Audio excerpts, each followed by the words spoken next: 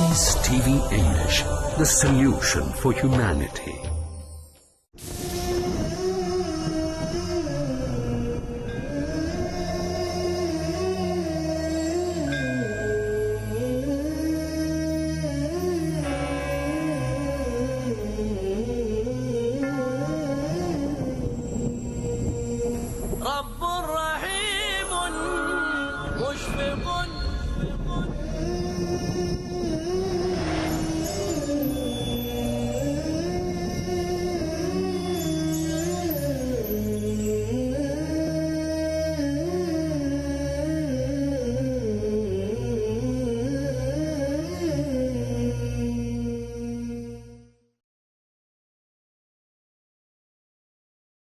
Bismillahirrahmanirrahim. Assalamu alaikum rahmatullahi wa barakatuh, and welcome to another episode in the series Dawah Ilallah, and we have our studio here with us today as well. Assalamu alaikum rahmatullahi wa barakatuh.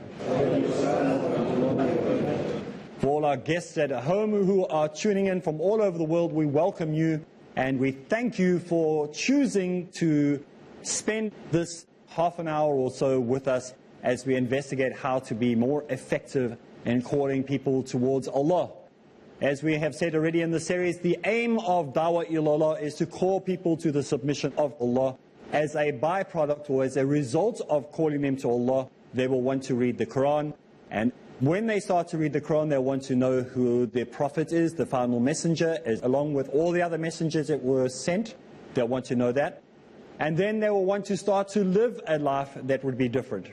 Remember, the first person that you are going to do dawah to is yourself. You've got to do dawah to yourself. And it's something that is done on a regular basis. It's not a once-in-a-lifetime experience. It's not only during Ramadan when you suddenly realize, oh, maybe I should do some improvements in my life. Something we have to do on a daily basis. I have a routine that I do, and some people live in my home think I'm crazy. Most of my neighbors think I'm crazy, and anyone who spends a weekend with me thinks I'm crazy. I get up in the morning, and I'm like one of those motivational speakers. I go and I look in the mirror and I say, today you're going to be a Muslim. Today you're going to be a Muslim. Like trying to get myself psyched up for the day. Because sometimes you go, today you're going to be a Muslim. No, you've got to look and you've got to be serious. You've got to look in the mirror and look at yourself. And I don't literally go and do this. Everyone starts looking in the mirror and they say, Arib told us to do this. But the idea is there to analyze yourself every day and say, today am I going to live the life that would be pleasing unto Allah, inshallah. So we want to make sure that this dawah is done to ourselves. Now, there are many aspects that we've been looking at dawah, and what needs to change in the hearts and the minds of the people that we are going to be speaking to.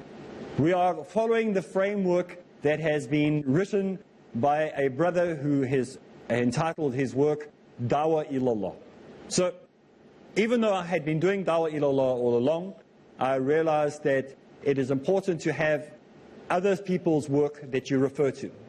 And so there are many writers, many scholars that have written books on how to do Dawah effectively. I found that this book is the simplest and easiest for people to understand. When people read it, they go, I understand what it is. So this is what we are going through. We're going through this text, and then we are commenting on it as a framework for us to refer to as we get deeper and deeper into this topic of comparative sciences and Dawah Ilallah. Because we are combining comparative studies or comparative sciences with Dawah. Many people say, I don't want to be an argumentative Muslim. I don't want to debate. I don't want to... You cannot help it. Because when you are doing Dawah, people are going to argue with you about your belief system. They're going to challenge you. So it's important that you do comparative sciences. Not just comparative religion, but comparative sciences, which includes all the different fields. You have to, as a da'i, know a bit about mathematics. You have to know a bit about biology. You have to know about politics. You have to know the latest trends of the day. So you have to be a master of everything. So you have to learn a lot about everything so that you're able to answer. If somebody comes up to you and says, why do you do this? And you don't know what's going on in the local trends at the moment, you're going to look ignorant. So you have to understand that comparative sciences are very, very important when you are doing dawah. So they go hand in hand. You can't study dawah by itself without studying comparative science. This is why we'll see even in the life of the Prophet Muhammad ﷺ, he knew about the customs and traditions of the people. He knew what they did and didn't do. When Syrians came there, he knew how to deal with them compared to how the Jews came there. When the Christians came there, he knew how to speak to them. When they even came into the mosque, he allowed them to do things that the Muslims were not allowed to do, because he understood that that was their understanding from a comparative point of view. People throwing spears in the mosque is not something that was common amongst the Muslims, and no one did that. But he allowed those who weren't Muslims to do that. So there are certain things. We know the story of the Bedouin who came there and urinated in the mosque. No one else would be permitted to do that. But the man knew no different. But it was his understanding of comparative sciences that permitted him to be an effective, or made him an effective da'i. Obviously, Allah gave him that wisdom. He didn't have the privilege of being able to sit and learn from somebody else like we have today. We can learn from 100 different sheikhs, from 100 different sources. Maybe the worst source that we go to, the worst sheikh that we go to is who? Sheikh Google. Sheikh Google, there's a poster that I saw. Some graffiti artist had made a mural and he put it on the wall. And it said, "In Google we trust." Not in God we trust. In Google we trust. Many people trust Google over what Allah has taught in His word, the Quran. Many people will go to Google before going to a scholar. So Google does not know all the answers. He barely can figure out himself what he's supposed to be doing. He's just an entity. It's a program. He's not real. So people say, there's another one that I saw, a very good one. Also a graffiti artist put it up. And it said, it's got a picture of a prophet. From the picture we gathered that it must be from a Christian idea. And it says, "I don't have all the answers, ask Google." And this is the idea that people have in the world. They think, well, you can't find the answers in Christianity, so ask Google. We are telling you not to go to any other source but the best source. You don't have to go to Wikipedia to figure out how to answer questions about Islam. You need to go to the Quran to find the questions and the answers. Sometimes we know the answers, we just have to find the question. So we must go back to the source. So there are many aspects that make up the form of dawah that we need to be doing, and aspects that we need to look at closely. And one of the aspects is found in the Quran on how we should purify ourselves, and how people need, when we are calling them, to purify themselves when we call them to Islam. We are calling people to purify. Remember last week we looked at purifying being what? A process. You don't just get a rock out of the ground, find a gold vein in it, and then the gold just jumps out and makes a perfect ring. There's a process that needs to take place in purifying that raw gold out of the rock from the vein that you find in the rock. And then you extract that and you separate the impurities. So it's a process. Let's read the text as found in the Quran, and our brother will read it for us now in chapter 79.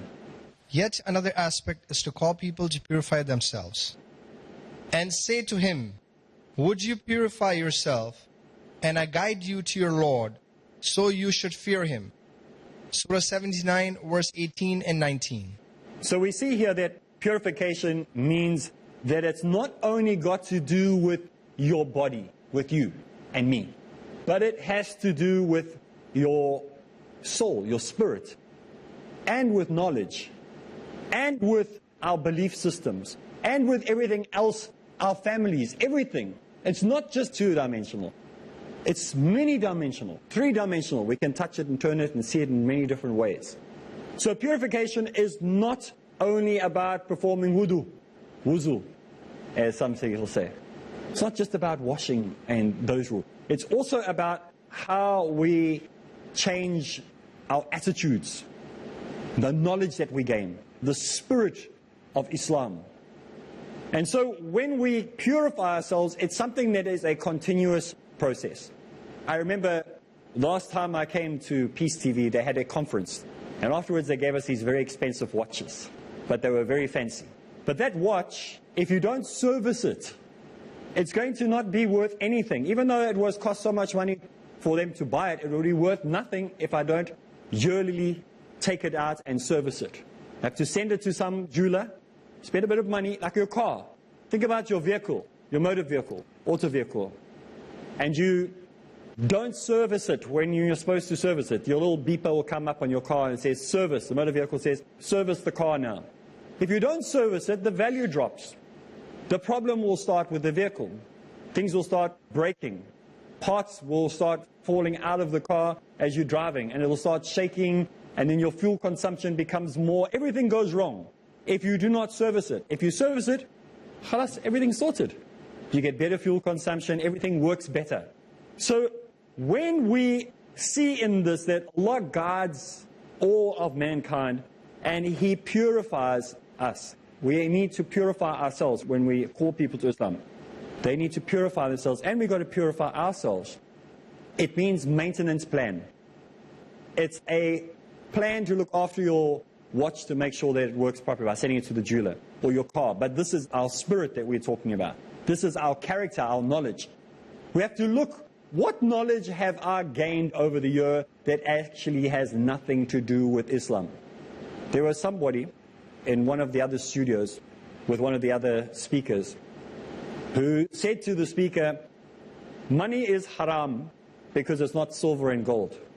It's not silver and gold. Only silver and gold are worth anything. Anything else is haram. Because they had taken an understanding that somebody had told them that actually is not based on a correct interpretation of that text.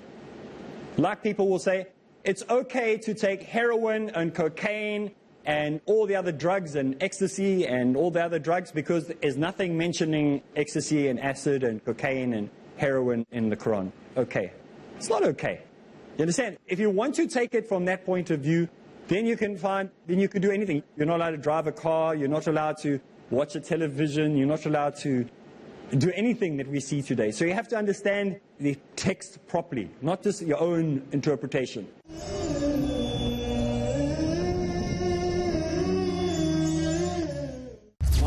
What would you recommend? Peace TV presents What do you have to say about Learning the Wise Way. What would you recommend us to take as career? After we pass our school, so what exactly we should do? What do you have to say about pursuing two fields together? Ideas brilliant. Strategy sustained. The best profession is a profession of a person who invites people to Allah subhanahu wa ta'ala. Avail the opportunity with Dr. Zakir. Depending upon what is your interest. But the meaning should be to spread the message of Allah subhanahu wa ta'ala. To implement the convincing Islamic educational formula to excel in your career.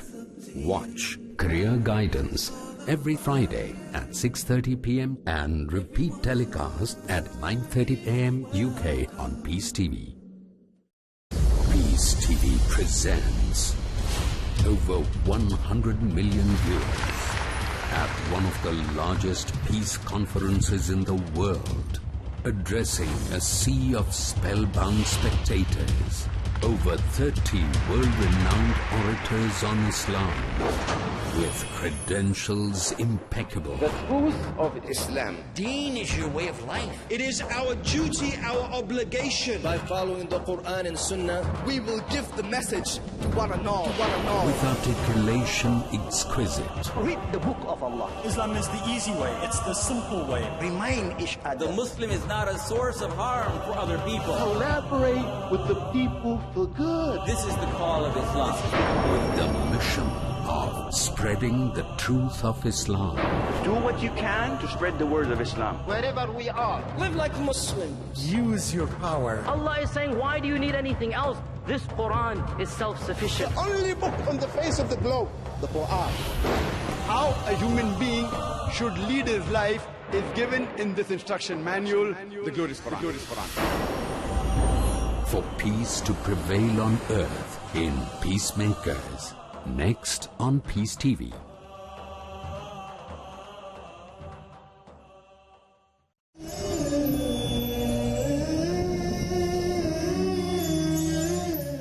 If you want to take it from that point of view, then you can do anything. You're not allowed to drive a car, you're not allowed to watch a television, you're not allowed to do anything that we see today. So you have to understand the text properly, not just your own interpretation or somebody who's deviating in their teaching.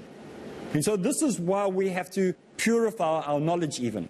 Maybe some of the knowledge that you've received is incorrect, and you need to purify it, which means you have to set it on fire. And if it burns up and turns into ash and disappears, then it's supposed to do that. But if it stays and it comes back stronger than it was before, that's the right thing to keep. That's how they deal with gold. That's how they deal with titanium, silver. They send it through a process over and over. They make steel stronger and better the more times they put it through the heat, the more times they hammer it.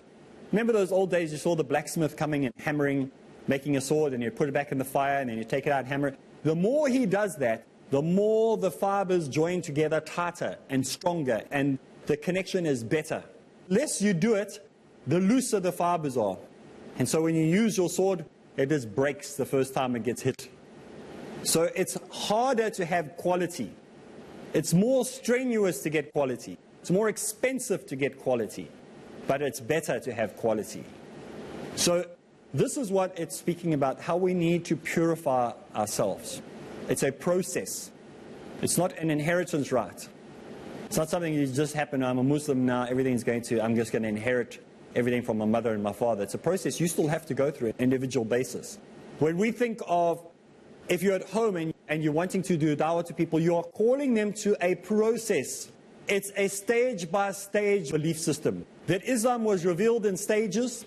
That person who comes to Islam will go through stages. They will not be perfect when they come into Islam. They come into Islam to become perfect. And so this idea of purification, one should understand that this purification is not just dealing with outward things. It's not just health, growing beards, performing wudu, all that. It's about the inward changes. But remember, we said we're microwaving and we're browning at the same time. The woman will know what we're talking about. We're cooking from the inside out and we're cooking from the outside in. So don't just concentrate on the internals and leave the externals and say, well, the internals are far more important, and because the externals are less important, I'm not going to concentrate on. That's just a cop-out. That's an excuse that people give not to do the things that are required. Yes, you still have to do the externals, but not to the detriment of the internals, and vice versa. You can do them at the same time. Somebody once said to me, growing a beard is not as important as other things. I said, well, if you can't be trusted with the small things, how can Allah trust you with the big things? So prove that you can be trusted with the small thing. If it's such a small thing, then do the small thing first. You did a good job. I can trust you with the smaller things. Now I can trust you with greater things. Remember we spoke about sometimes when you call people to Islam, you don't have any success and it takes a long time before anything happens. Allah is testing to see how good a servant you will actually be. How sincere you will be. Remember, you can also be sincerely off. You can be sincerely wrong. You can be sincerely on the wrong path. So just because you have sincerity, often we hear people say, oh, that brother is so sincere. That's not a sign of correctness. Sincerity is a process. You have sincerity, but what is your intention behind that sincerity? Is your intention behind that sincerity for Allah? Or is that intention behind your sincerity for yourself? Or is it to fool people? So maybe we must be careful when we use words. Just using words sincerity. What are we actually meaning when we say that? A lot of Christians are sincere, but they're sincerely wrong. A lot of Hindus are sincere, they're sincerely wrong. Mother Teresa was sincere, but she was seriously wrong. You understand? So sincerity is never a sign of correctness. Not always. Sometimes it can be. We want rather to what is our intention is far more important. So we look at how we need to purify ourselves. And the Prophet Muhammad ﷺ, he purified the beliefs of the people regarding Allah, regarding the Creator, because they had impure beliefs. They had deviated in what they were teaching the people. And so when we speak about Allah to people, we are helping to purify their interpretations of what they see Allah to be. And it's not an easy question. And this is why you need to speak to your local sheikh. You need to speak to scholars that are more greater knowledge than I about how to explain who Allah is in your own context, in your own community. If you're speaking to a Hindu, it's going to be different to the way I would tell you from a Christian perspective. If you're dealing with a Buddhist, it will be different. But it's important for you to understand the concepts of Tawheed. We don't have time in this series to go over that, all the issues of Tawheed in detail. So we're going to go through it from a bird's eye view. What is a bird's eye view? What does a bird see when it flies over the city? Does it see the street names? No. Does it know all the little cars that are parked down there? No. It gets an overview of what it sees. And in the same way, we are flying over and having a bird's eye view of many of the concepts that we're going to be speaking about. We're not going into huge detail. And this is why you need to tune into the other programs on Peace TV, where many of the other brothers will be going into detail on some of these concepts that we are speaking, especially when it comes to Tawheed. And you need to, if you don't have a proper understanding of Tawheed, you need to really go and start reading up and studying that more. So, when we see that the Prophet Muhammad ﷺ, regarding who Allah was, purifying the understanding of the people at that time, that it was a universal teaching that Allah is one. All religions teach that, but it is the interpreter, the person who reads it, that has misinterpreted what is actually being said. So we need to purify our knowledge on who Allah is. We need to purify our knowledge on what the book says, what the Quran says. We need to purify our knowledge on the aspects of the day of recompense, or the day of accounting, or the day of judgment. And we need to purify our thoughts on what will happen on the day when each of us will breathe our last. So this is the idea when we are talking to people about Dawah, is to bring that into the minds of the people that you are talking to. Remember, we want to major on the things that are most important first when you're calling people. So we don't want to talk about the day of judgment and death when they haven't even been introduced to who Allah is, when they haven't been introduced to the Prophet, when they haven't been introduced to the book. You understand? So those things, we don't want to scare people into Islam. We want people to become Muslims because it's the right thing to do. The Christian tactic, scare people into Christianity. Like we said, I have never in my life met a Christian who became a Christian out of love. Only became a Christian out of fear of hell. Because that is the message that Christianity gives. Turn or burn. Turn or burn is their message. We never give that message. It's a fact. We tell people, come to Islam because Allah is the one and only. He's a self-sustaining. The message of Tawheed. This is what we give. We give the message of hope. We don't give the message of terror. Even though that exists, we're not denying that that is a fact. But we are saying that we don't go with that message. And this is what attracts people. Because we're not trying to scare them into Islam. We are opening the door for them to come in themselves if they choose. And it is Allah who guides whom He wills. And so I have never met a Christian. My sister is terrified of hell. That's the only reason she's a Christian. Not of the love of Jesus or whatever she professes, she's still a Christian. Not because of the love of God, it's the terror of hell that makes her a Christian. See, it's different in Islam. That is a part, but it's not the emphasis that we are giving to people when we are calling them to Islam. Remember, the order is to call to Tawheed, then to the Quran, then to the Prophet Muhammad ﷺ, that there will be a day of reckoning. And then, as a final part, we talk about the day of what will happen to those who choose not to follow and those who choose to reject with knowledge. So, when we look at this text that we saw, one little small verse, one small ayah of the Quran, we see so much in it. And it says, would you purify yourselves, and I guide you to your Lord, so you should fear Him. So He wants you to have a righteous fear of God. Righteous fear. Balance in fear. Do you love your fathers? Do you love your mothers? At home, do you love your father? Do you love your mother? Yes, you do. But you also fear them as youngsters. Maybe even as older people, we still fear our parents. But it's not fear that we are unable to speak to them.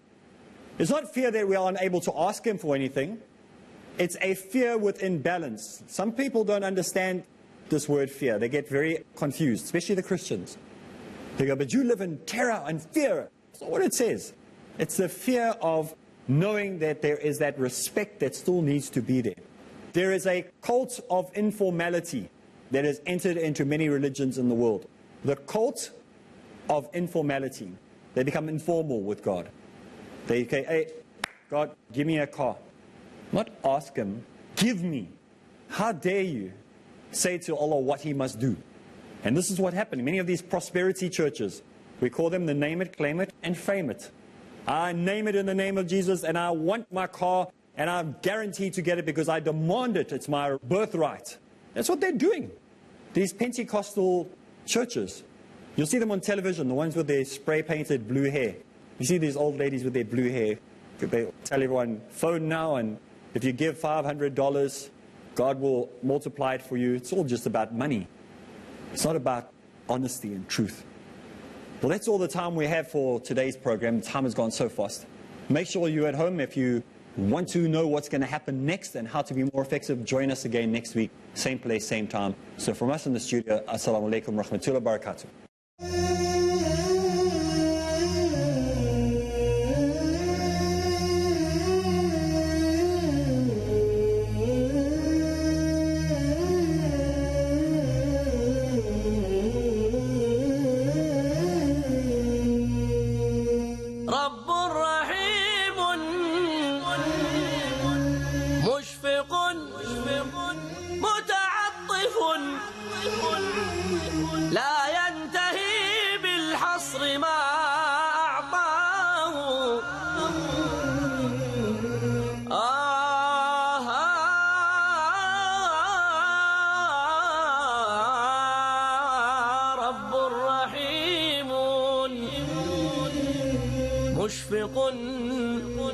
متعطف. A night of decree is better than 1,000 months. The benefits of worship and the vigil in the night of power. Ramadan, which is the topic of the show. Do you have any advice for our viewers? Asad Ahmad. Especially in the blessed month of Ramadan. The Ramadan is the reminder of rectifying our behavior. Dr. Ali Shaban. Ramadan is a unique opportunity for every Muslim. And the reasons behind this revelation and its power emphasized as the human heart transcends towards godly glory. If you apply Ramadan to the rest of the year, Tariq Ali. Surely you are going to be much, much better in all fields, all aspects. And the gratitude of the soul reaches out to worship the Almighty One on this esteemed night. Just to stick more and more of the time to the Holy Quran. Dr. Muhammad Ibrahim. This is my advice to all my Muslim brothers. Let's strive to seek the night of power and its bliss in Blessed Nights every Friday at 4:30 p.m. and repeat telecast at 3:30 a.m. UK on Peace TV. A friendly message by Dr. Zakir. Old Age Home. Al-Quran, Surah Al-Isra, chapter number 17, verses number 23 and 24 says, your Lord has decreed that you worship none but Him, and that you be kind to parents. Whether one or both of them attain old age in your life, say not a word of contempt. Do not say off to them, nor repel them, but address them in terms of honor. And out of kindness, lower to them the wing of humility and say, my Lord, bestow on them your mercy, even as they cherished me in childhood. There is no place for old age home in Islam. Peace TV, the solution for humanity.